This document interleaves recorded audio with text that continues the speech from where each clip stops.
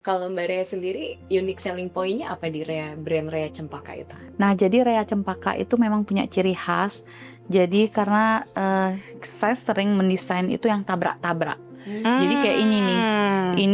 Ini kan masih standar nih tabrakannya. Biasanya ada lagi yang lebih parah. Jadi 3 motif saya jadiin satu, tapi terlihat masih Berkesinambungan. masih berkesinambungan, masih mix and match, dia masih bagus. Seru. Jadi di sana orang udah melihat, oh ini ciri khas. Ini pasti Rea Cempaka nih yang punya desain. Ini pasti Rea Cempaka. Tapi ada planning kayak go international nggak sih Mbak Rea? Oh, kita sudah go internasional.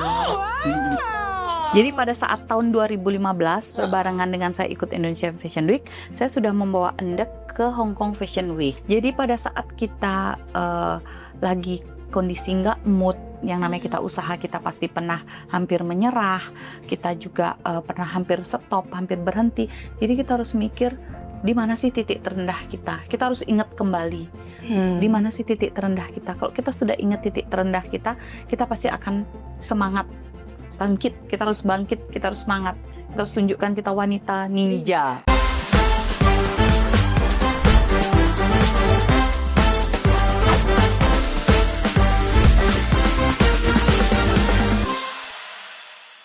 Hai Winners, kembali lagi di BVR Wanita Ninja Talk bareng aku Renji and Miss D.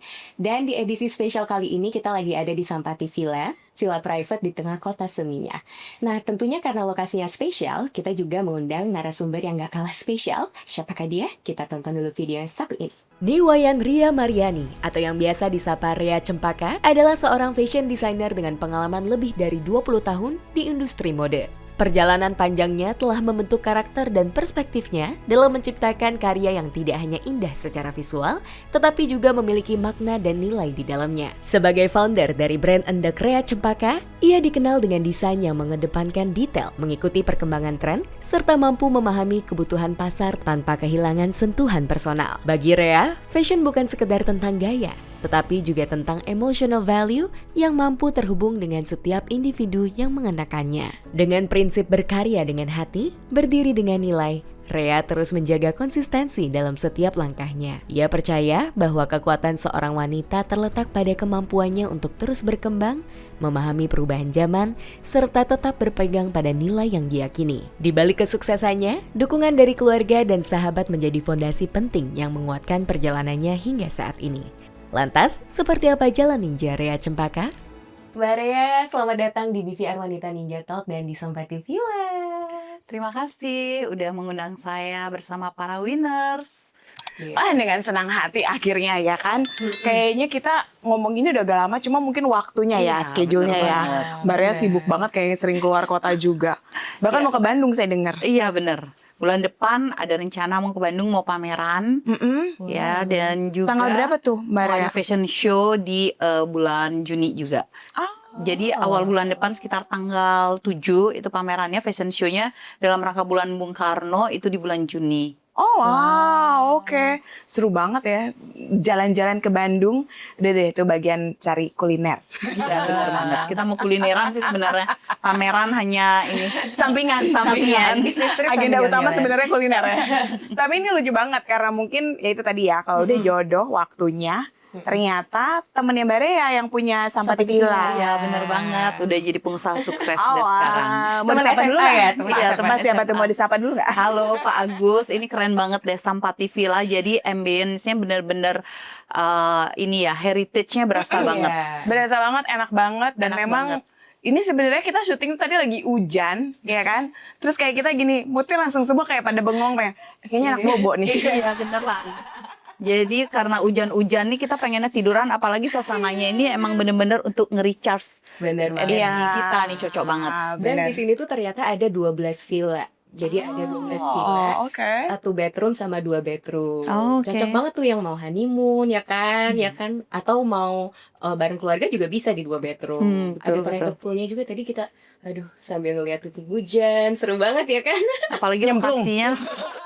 lokasinya juga bagus banget ya di sini ya. Jadi deket strategis kemana-mana. Deket kemana-mana, tapi masih quiet gitu nggak sih? Iya bener. Iya kan? Jadi enak banget. Kayak silent, jadi kalau yang mau healing ya kan ke Bali. Jadi luar biasa emang deh. jarang ya ada lokasi seperti ini di tengah kota. ke airport juga deket, ya kan? Ke Tapi mall aku tadi deket. senang banget pas gitu liat Mbak Ria, aduh kok cantik banget ya endeknya ya. Siapa dulu dong? Ini by the way mungkin ya buat winners di rumah yang belum tahu endek itu apa, karena terus terang saya baru tahu tuh waktu saya pindah ke Bali. Oh, oke. Sebelumnya saya nggak tahu gitu, taunya ya Batik. maksudnya batik aja gitu. Terus waktu ditanya endek itu apa sih gitu, terus pas dikasih lihat, oh, bagus ya gitu. Dan motifnya itu menarik dan warnanya juga cantik-cantik Iya. gitu loh. Dan kayaknya kan sekarang kita juga setiap hari Selasa ya kalau nggak salah kita pakai endek ya gitu. Jadi dan modelnya bisa dibikin macem-macem. Iya, betul. Nah ini kayak modern banget ya. Iya. Maksudnya kan kalau Renji dulu juga waktu kuliah pakai endek, harus pakai Oke, endek gitu kan heeh, seragamnya. Tapi ya endek Modelnya yang standar. standar. Kalau Mbak Ria ini emang khusus banget Yang sambil ready to yang wear, modern, iya, yang stylish, ready stylish to wear. banget. Boleh dong cerita sedikit Mbak Ria, gimana ceritanya sampai akhirnya memutuskan untuk mengangkat endek? Oke deh, para winners. Jadi saya menceritakan sedikit perjalanan saya nih, kenapa saya bisa sampai di titik ini. Jadi itu pada saat pertama kali ini adalah hasil dari visi dan misi dari Ketua Dekranasda Kota Denpasar, Ibu Seli Mantre saat itu. Oke. Jadi Ibu Seli sebagai Ketua Dekranasda dan saat itu saya menjadi Ketua ASBES. ASBES itu Asosiasi Bordir Endek dan Songket Kota Denpasar. Oh, wow, Jadi oke. saat itu belum ada yang mau pakai endek. Memang sudah ada, tapi yang memakai endek itu pada saat dulu itu adalah pejabat, terus apa namanya? Acara-acara resmi ya. Acara-acara resmi, dosen, dan hanya orang-orang tua aja sih yang pakai endek dengan model kemeja biasa. Jadi saat itu Bu Seli ingin mengangkat produk unggulan lokal dan ingin menjadikan endek ini biar gimana caranya biar disenangi sama masyarakat, biar semua memakai. Jadi biar anak muda, semua kalangan memakai. Karena pada saat itu orang menjual endek pun yang ready to wear tuh belum ada. Ada tapi tidak banyak dan modelnya hanya model kemeja biasa, Ya, model ibu, general banget lah ya. model standar lah. Jadi tantangan untuk kita, jadi kita dikumpulkan saat itu. Pas saat itu saya masih menjadi penjual pakaian adat. Jadi saya belum menjadi Rea Cempaka yang seperti sekarang. Pada tahun berapa tuh Mbak? Sorry. Itu tahun sekitar 2010 kalau nggak salah ya. Oh wow. Jadi udah lama banget. Pada saat itu kita dikumpulkan para pengrajin di Kota Denpasar. Jadi Ibu menyampaikan visi misinya ingin menjadikan endek itu sebagai produk unggulan lokal. Jadi kita dipaksa saat itu untuk membuat desain endek yang memperagakan adalah anak-anak SMA. Jadi kita ambil dari SMA yang ada di Denpasar, kita pilih yang posturnya memang postur cocok untuk model. Pada saat itu sebelum ada Citayam kita sudah bikin sebenarnya. Jadi fashion on the street waktu itu. Jadi rupanya udah ada yang udah duluin ada fashion Citayam on the ya. street. Terus di sana itu kita dikumpulkan, kita diberikan tantangan untuk membuat desain endek yang disukai oleh anak-anak remaja. Pada saat itu kita sebagai desainer kita bingung. Kita mau bikin apa sih setelah kita bikin endek ini? Apakah ada yang beli? Karena kan endek mahal. Waktu itu endek itu kesannya adalah mahal. Karena setelah itu siapa sih yang akan pakai endek dengan model yang kita bikin? Kita pasti rugi dong kalau kita bikin. Nah, cuman kita tidak boleh berpikir bahwa kita untung atau rugi. Ini adalah proses kita memperkenalkan produk ini, endek ini ke masyarakat. Jadi saat itu banyak pengrajin diberi tantangan, mereka tuh tidak ada yang nggak mau motong endeknya, karena kan sayang, lebih baik endek tuh dijual kain lebih laku daripada dijual baju. Jadi mereka itu bikin tuh drapery, jadi yang dililit-lilit, dibentuk pita. Sedangkan saya bikin ready to wear, saya bikin baju saat itu, tapi baju yang masih modelnya yang untuk anak remaja yang rok biasa. Terus baju, saya ingatnya baju yang standar lah saya bikin, karena saya bingung abis ini siapa sih yang mau pakai. Nah setelah itu kita diberikan pelatihan. Jadi kita diberikan pelatihan, didatangkan desainer dari luar. Jadi seperti Didit Maulana, Deden Siswanto. Jadi kita ditempa para pengrajin ini untuk menjadi naik kelas. Wow. Jadi saat itu kita show Hebat pertama sih. kali itu di Jakarta, di Kelapa Gading, Jakarta Fashion Food Festival saat itu. Jadi itu tantangan buat kita disediakan slot show, tapi kita disediakan model, disediakan slot show, tapi tidak ada anggaran untuk kita nyewa model. Jadi itu tantangan untuk kita, gimana caranya kita berani nggak tampil. Saya bilang berani kita tampil, kita harus coba gitu kan. Teman-teman yang lain ada yang bilang, aduh jangan deh, kita udah kalah nih sama desainer Jakarta, ngapain sih kita malah ke Jakarta gitu. Itu mindset ya kan, ini mindset wanita ninja nih yang satu ini. Akhirnya kita berpikir bahwa ini adalah kesempatan, kita harus coba. Jadi saat itu setelah kita melalui berbagai pelatihan, kita duet dengan banyak desainer, brand, akhirnya kita bisa menampilkan yang terbaik dari beberapa desainer Kota Denpasar saat itu, dan memang luar biasa sekali apresiasi dari Bapak Wali Kota saat itu, Bapak Ide Bagus Reymantre. Jadi kita sudah berhasil memberikan fashion show yang baik, yang bagus. Jadi kita sudah naik kelas. Jadi semenjak itu kita udah naik kelas nih. Setelah itu kita diberikan panggung yang lebih besar lagi, itu Jakarta Fashion Food Festival yang kemarin kita kan hanya di main lobby mall. Setelah itu kita sudah di ruangan ballroom ya. Setelah itu akhirnya puncaknya kita tampil di Indonesia Fashion Week. Ya. Jadi Indonesia Fashion Week itu adalah idaman dari para desainer ya. Itu panggungnya besar banget.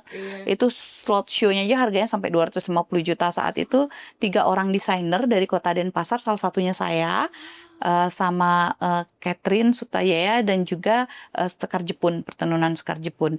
Jadi sekarang begitu banyaknya orang yang ingin memakai endek, dan juga sekarang sudah ada duta endek yang memperagakan endek khusus.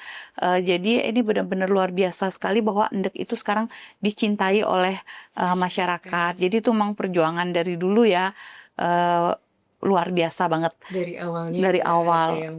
Kayaknya itu wajib ditepuk tanganin deh. Aku dengernya aja langsung ini tuh ya, merinding beneran loh. Iya. Karena itu kan bener-bener ngangkat, sebetulnya kan itu apa ya, yang tadinya orang nggak tahu ya, dan itu kan adalah culture ya, itu kan culture-nya Bali ya kan, terus diangkat jadi tahu. Nah itu dari awal sampai Indonesian Fashion Week tuh berapa lama tuh? Berapa Indonesia tahun? Fashion Week waktu itu tahun 2015. Oh wow, jadi 5 tahunan ya dari 2000. Nah, 2010. kenapa endek itu juga bisa cepat disosialisasikan oleh Ibu Sally Mantre waktu itu adalah, saya ingat banget Ibu dapat info ke saya bahwa Ibu ketemu bos BI, Bank Indonesia.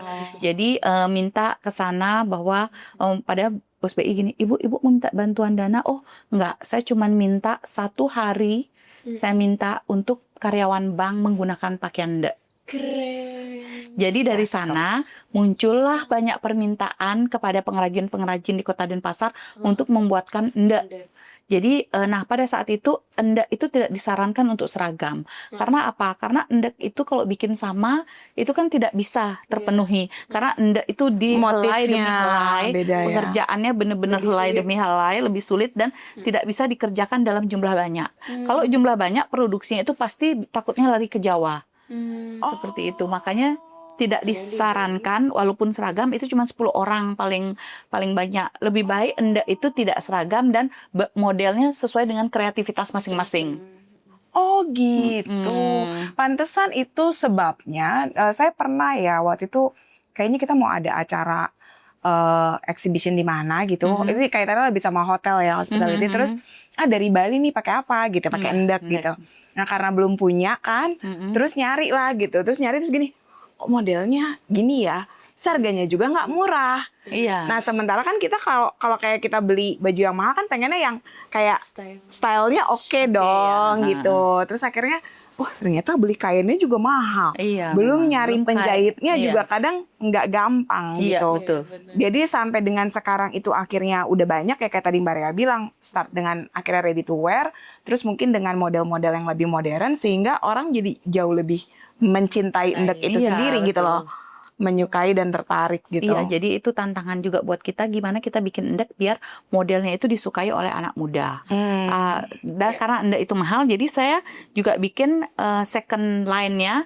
Jadi seperti ini kan kombinasi. Iya. Dan model seperti ini pun nggak berat kita bawanya. Kalau full endek itu kan kelihatan Iya. banget, cuttingnya itu jadinya kaku, terlalu formal. Jadi kalau seperti ini kan masih casual, bisa dibikin formal tergantung aksesorisnya juga bisa. Jadi sekarang sudah banyak banget. Dan kalau ini ya Mbak Rea, sebetulnya yang bikin endek mahal itu apa sih? Apa karena handmade Karena atau? dia handmade, jadi ini helai demi helai pengerjaannya dan juga proses pewarnaannya, terus juga benangnya. Jadi itu memang benar-benar satu endek itu bisa dibuat sekitar seminggu atau 2 minggu. Jadi kita benar-benar harus menghargai proses ini. Luar biasa ya. Itu yang Iya. Seminggu sampai 2 minggu loh untuk bikin satu kain endek gitu. Wow. Dan Mbak Rea bikinnya ready to wear. Keren banget. Iya, loh itu. ready to wear. Jadi kalau misalnya sekarang Mbak lihat saya pakai ini dan Mbak pesan, belum tentu saya punya. Iya. Karena kain ini belum tentu ada lagi. Oh, Oh wow. Kalaupun mesen itu pun lama. iya. Karena harus tenun dulu. Jadi seberapa yang ada di pengrajin. Jadi kita kan Kota Denpasar, desainer ini kita yang mendesain, yang membuatnya menjadi menarik. Sedangkan kita mengambil dari pengrajin-pengrajin yang ada di luar Kota Di luar. Denpasar. Pengrajin itu kan ada yang di Klungkung, di Gianyar. Jadi kita yang sebagai ininya di sini base-nya di Kota Denpasar untuk mendesainkan sehingga gimana caranya biar pengrajin-pengrajin itu terus dia bekerja juga, bagaimana biar kita di hilir terlihat bagus, sedangkan di hulunya jadinya permintaannya banyak gitu. Jadi harus saling melengkapi. Kalau tidak gitu kan nggak berjalan juga. Betul, betul.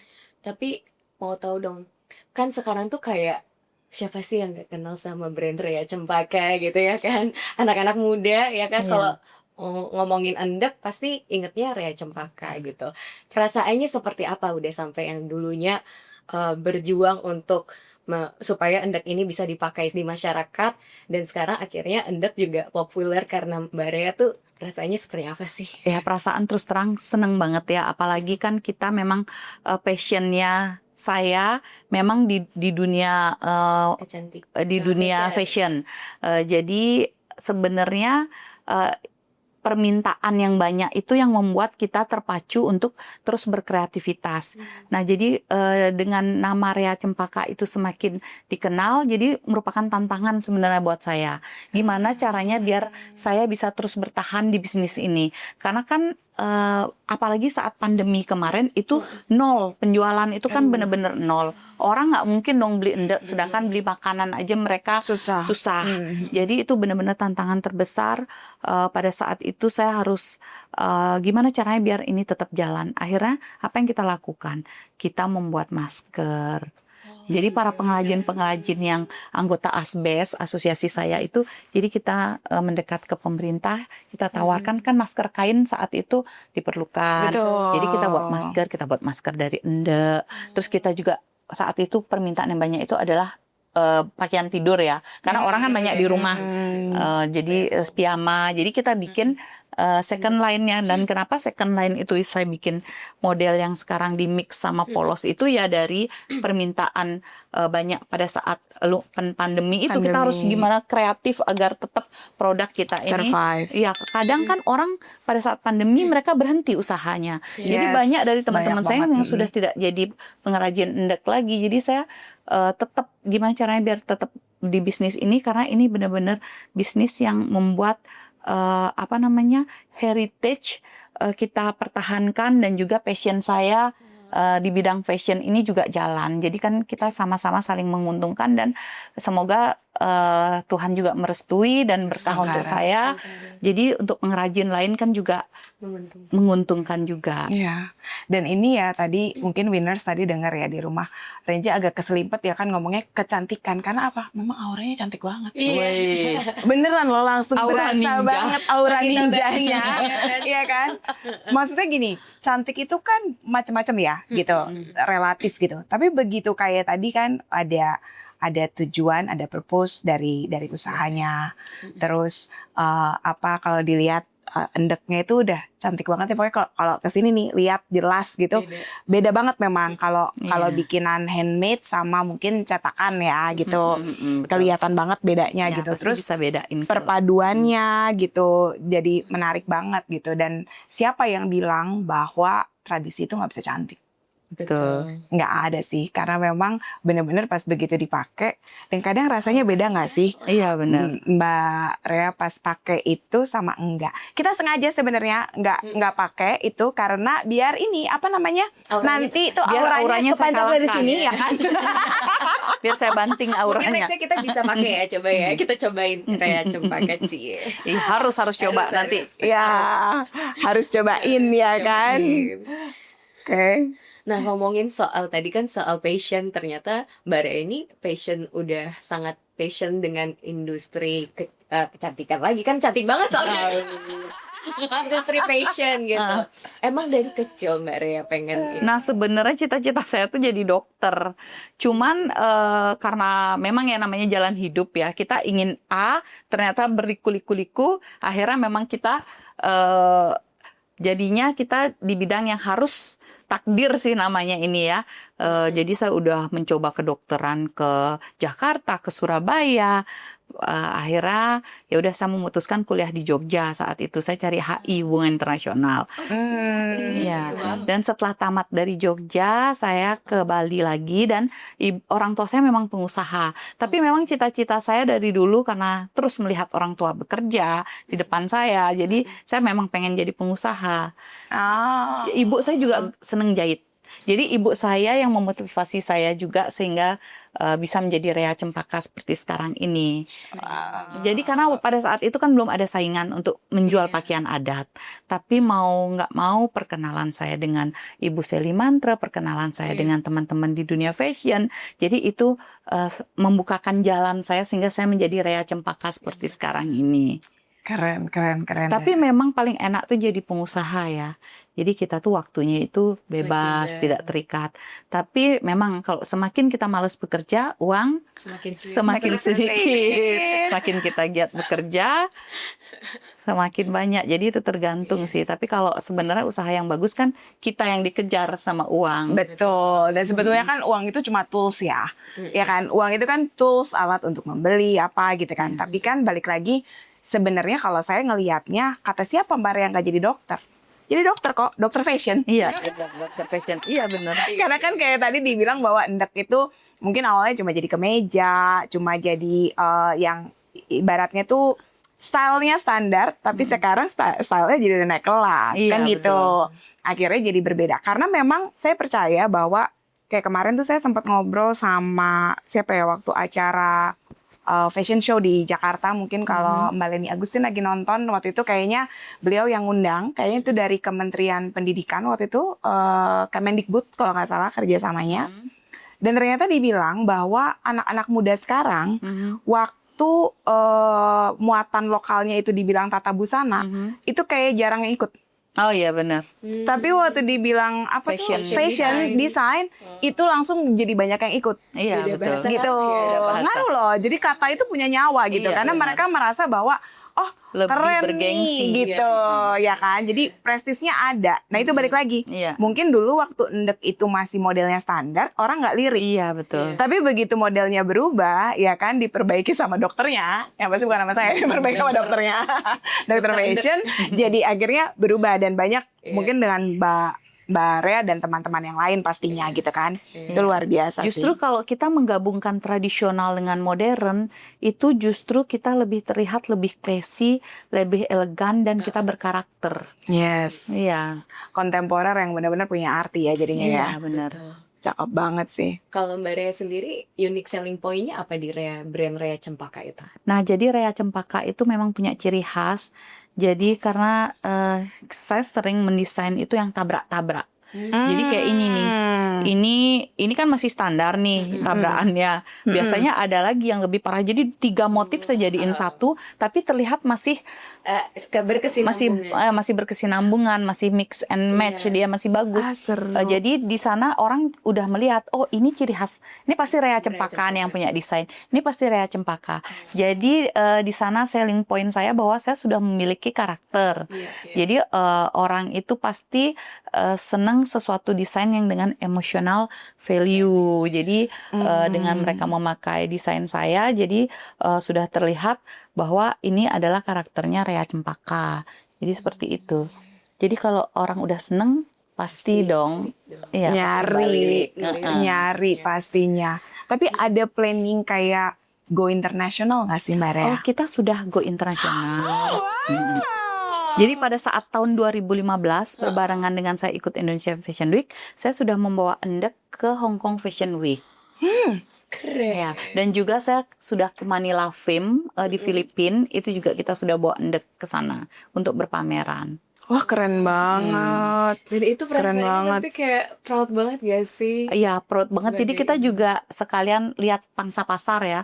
Ternyata di Hong Kong itu, karena kan Hong Kong itu adalah pusatnya dari berbagai tempat di Asia. Itu kan di Hong Kong nih pusat untuk Fashion Week-nya.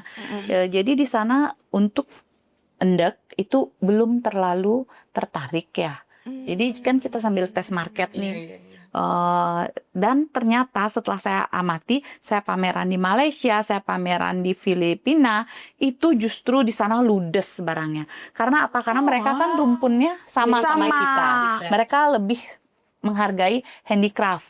Mereka suka handicraft. Mereka pakai kain juga. Jadi di sana emang bener-bener pamerannya tuh bagus pangsa pasarnya. Oh wow. Di ASEAN. Ternyata memang ya itu ya selera ya, balik lagi ya. Tapi ya bagus dong udah bisa sampai go internasional loh. Keren banget sih. Wah dan itu pasti banyak banget. Kalau sekarang itu kayak misalnya nih Mbak Rea sendiri gitu ya. Di timnya Mbak Rea misalnya.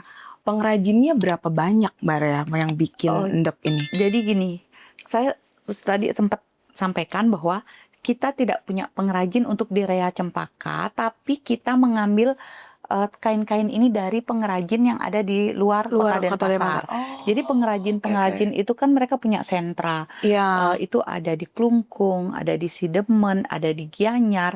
Di seluruh kabupaten itu mereka memiliki ciri khas masing-masing dari tenun. Di Denpasar pun ada. Jadi beberapa pengrajin Denpasar, salah satunya Sekar Jepun, itu yang kita angkat saat tahun 2015 itu adalah endeknya Sekar Jepun. Jadi di beberapa pengrajin itu kita ambil dan kita yang membuatkan desainnya. Seperti berarti itu.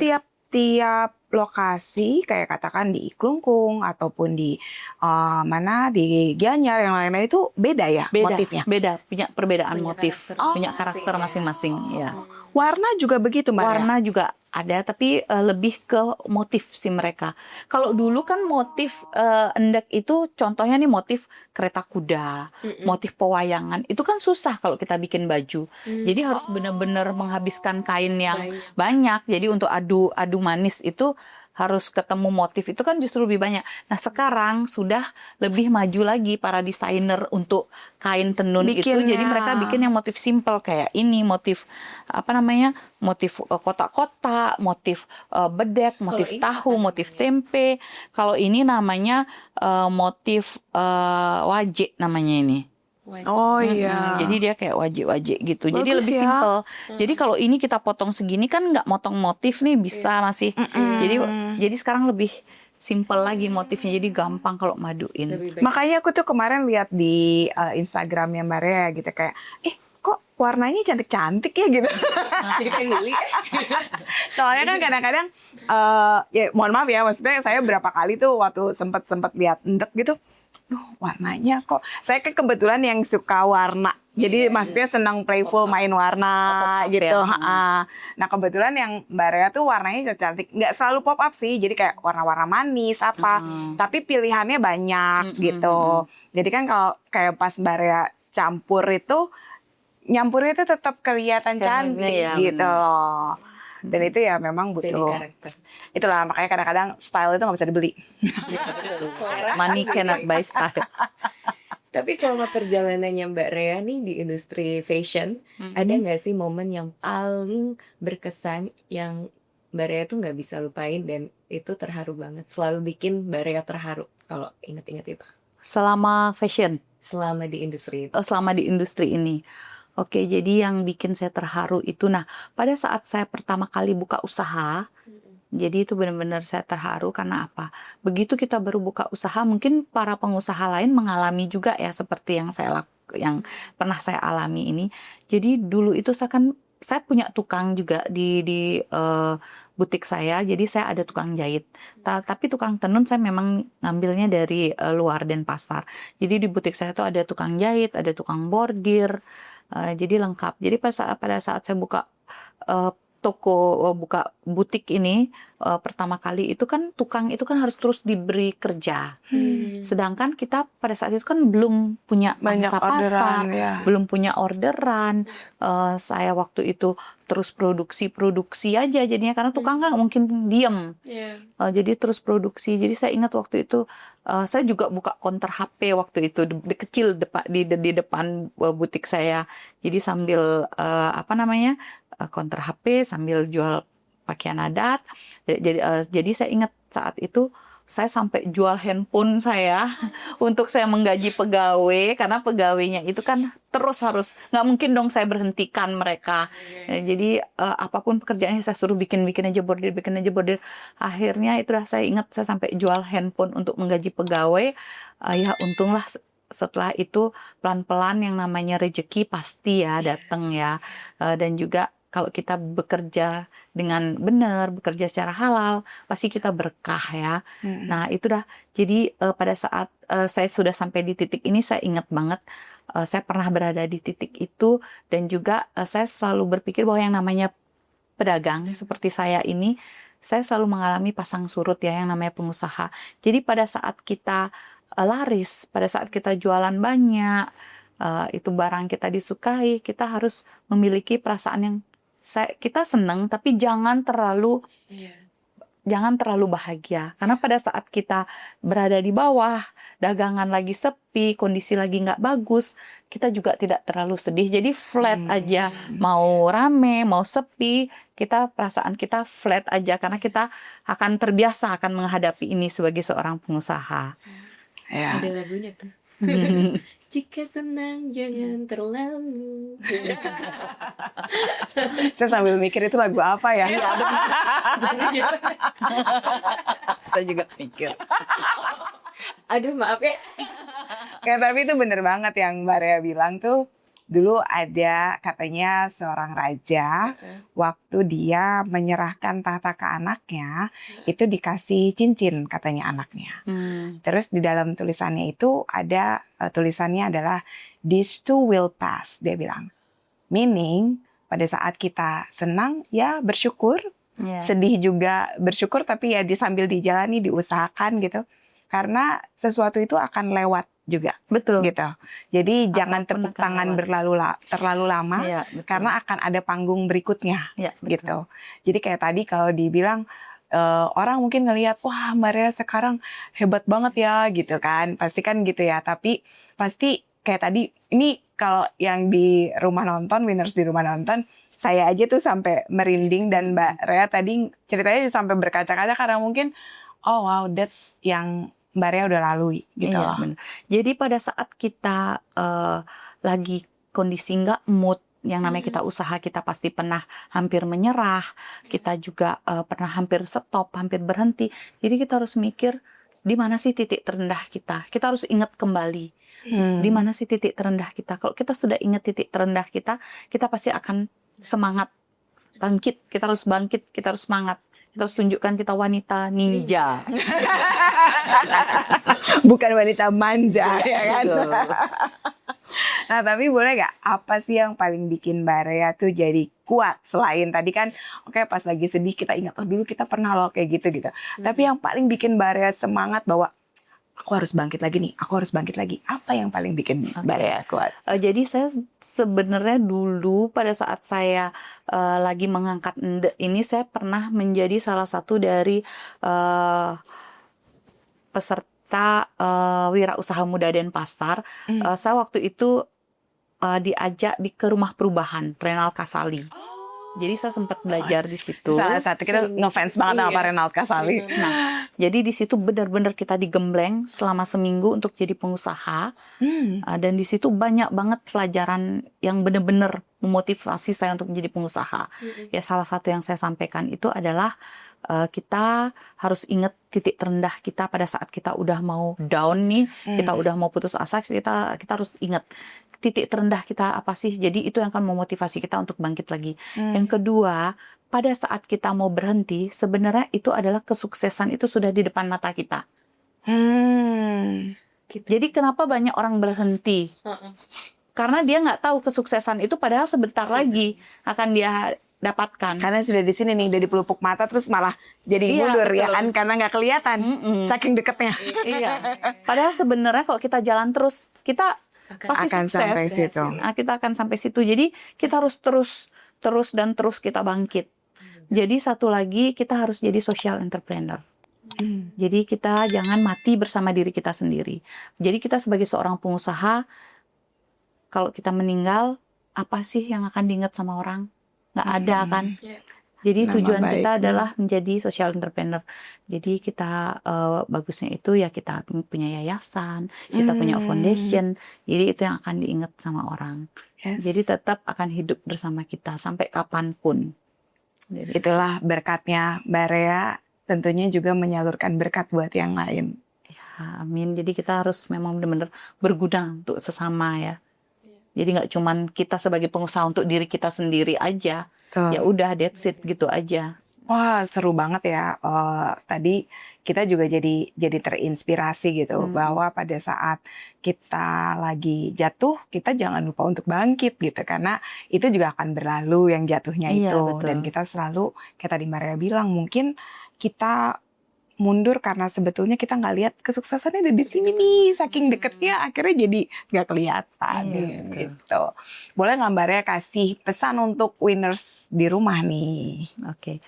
Jadi untuk winners, untuk wanita, kalian itu adalah berharga, kalian masing-masing punya value, dan juga kita masing-masing punya kekuatan. Jadi dimanapun kalian berada, baik di atas, di bawah, dekat atau jauh, kita masing-masing punya value dan punya pengorbanan masing-masing. Jadi jangan jadi wanita manja, tetaplah jadi wanita ninja, karena kita selalu berdaya. Yeay, keren banget. Jadi wanita ninja itu adalah wanita yang diam-diam itu punya kekuatan, punya Nah. superpower. Diam-diam punya superpower tuh, lihat merinding. Tapi saya juga pengen banget ngucapin terima kasih sama Mbak Rea, karena mungkin tanpa kita kayak tadi dibilang dari Ibu Sally terus menyampaikan terkait itu ya kan, bagaimana mengangkat endek sampai akhirnya bisa endek seperti sekarang, pasti itu peran Mbak Rea dan juga semua yang terus memperjuangkan supaya tradisi kita itu nggak pernah hilang. Yang selalu kita bilang adalah preserving culture through fashion yang ini. Kita punya juga ya. Preserving culture through art, yang ini benar-benar artnya bisa dipakai. Keren. Asik. Semoga nanti kita bisa berkolaborasi. Iya, kan? siap, In the ditunggu future. kolaborasinya. Nggak sabar pakai brandnya Iya, Cempaka. betul. Dan mudah-mudahan nanti kita juga di Win Action ya kan, akan ada aksi-aksi yang tentunya juga mungkin nanti dari speaker-speaker kita bisa involve, bisa ngasih sharing knowledge-nya supaya semakin banyak wanita Indonesia yang tetap menjadi wanita ninja dan tentunya terus berkarya. Tentunya karena apa? Karena kita bukan wanita manja, Tapi kita wanita ninja. Bye winner. Thank you for watching.